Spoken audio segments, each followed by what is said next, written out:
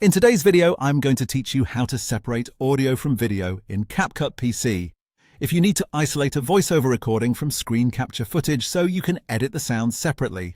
This is one of the easiest things you can do inside CapCut on your computer. Once the audio is detached, you'll have much more control over trimming it, moving it, adjusting the volume, or removing it entirely without changing the video itself. To begin, look at your timeline at the bottom of the editing window and find the video clip that contains the audio you want to separate. Click once directly on that clip block. When it's selected properly, you'll see a clean highlight or selection frame around it.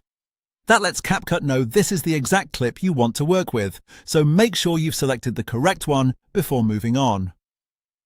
Next, it's time to split the audio away from the visual portion of the clip. With the video clip still highlighted in the timeline, right-click directly on it to open the context menu.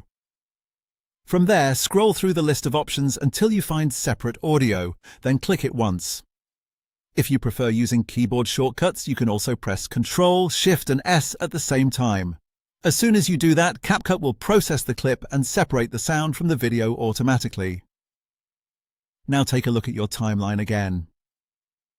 Below the original video clip on the main track, CapCut will create a new audio clip on its own separate row. This is your independent audio track. The original video remains in place, but the sound is no longer attached to it, which means you can work on the audio by itself. At this point, you can click and drag the audio clip left or right if you need to resync it.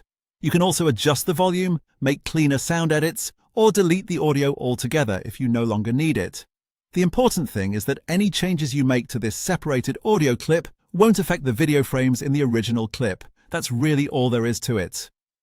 You selected the clip, opened the right-click menu, used the Separate Audio command, and now you have a fully independent soundtrack ready to edit. With just a few quick moves, your timeline becomes much more flexible and your audio editing is completely unlocked.